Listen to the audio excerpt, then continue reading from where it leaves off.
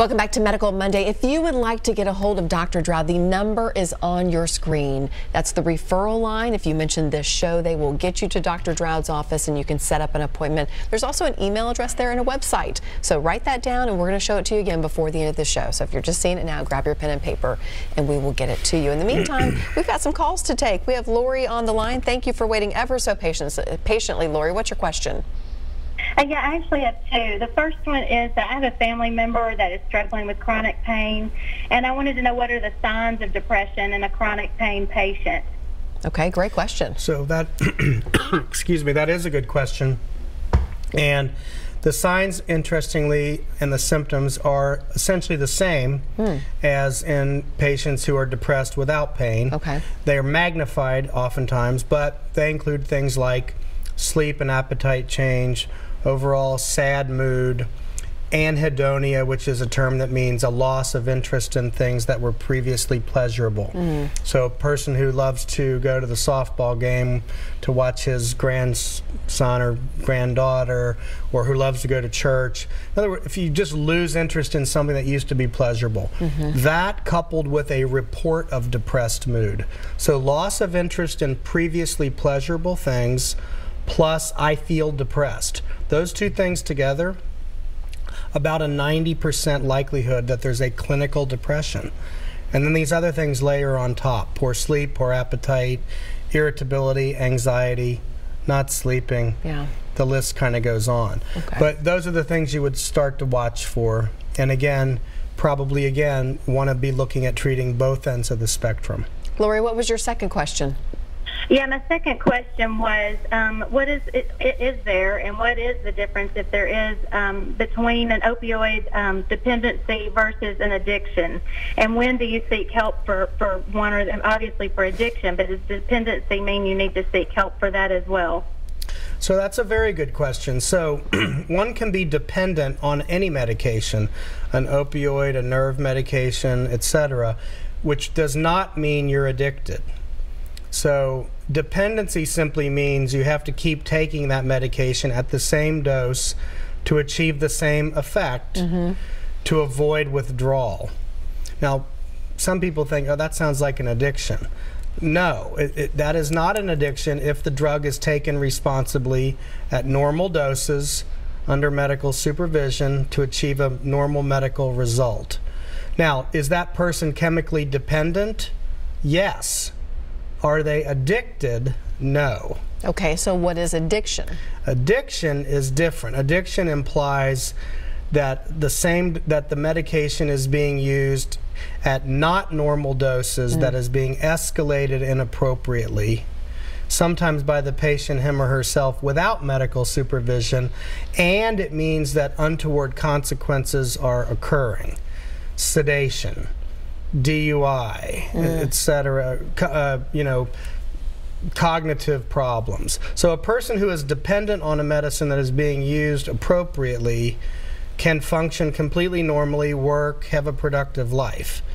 It becomes an addiction when one has to use more and more and more of the substance to achieve the same effect. Gotcha. There's a big difference. So drugs of abuse that are addictive all share these same properties, which mean that they have the propensity for needing to escalate the dose to achieve the same effect. And they also, the other pharmacologic principle is that upon abrupt withdrawal of that drug, a physiologic withdrawal phenomenon will occur. Tachycardia, sweating, seizure, any number of bad things. Yeah. So there's a vast difference, and it's a very good question, and it's one that is misunderstood by people. Lots of people think if you take a pain medication or a nerve medication or an antidepressant, for that matter, every day, that you're automatically addicted to it. That is not true. There are people who say to me, okay, I've been on this antidepressant for 3 years, I'm addicted to it, I need to get off of it. That's foolish. That's like saying you're addicted to a blood pressure medicine. So here's the analogy. You're on a normal dose of a blood pressure medicine that fully controls your blood pressure. Are you addicted to that? No. However, if you come off of that medication abruptly, you will have a spike of your blood pressure. Does that mean that that medicine is addictive? No, it means that medicine is working. Yeah, yeah. So people tend to think, especially with brain drugs, people don't think of blood pressure medicines as addictive. No. But they think of antidepressants as addictive. But it's every bit as foolish. I mean, I'm making this analogy on purpose to make sure that people understand drugs that are used appropriately to achieve a clinical effect under medical supervision are usually not addictive. I do want to follow up. First of all, Lori, thank you for 2 great questions. I just want to follow one of those up. If you were on medication for, on an antidepressant or something for chronic pain, how often should you be seeing your doctor? How often should you be reevaluating? That's a good question. So, if it is a quote controlled substance, which means a pain medicine, a nerve medicine, or an ADHD medicine. So we haven't even gotten to that. Yeah. We'll do that one next year. But ADHD medicines, pain medicines, and nerve medicines, if you will, fall into 3 categories that are controlled.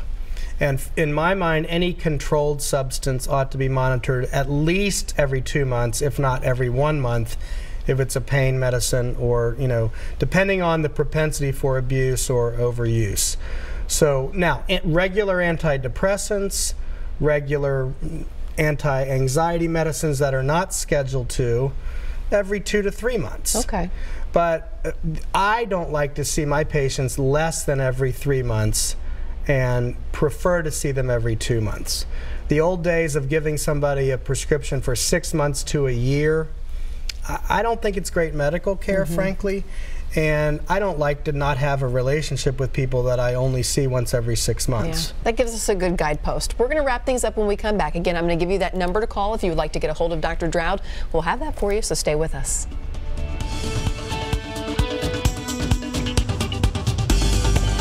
This is a story.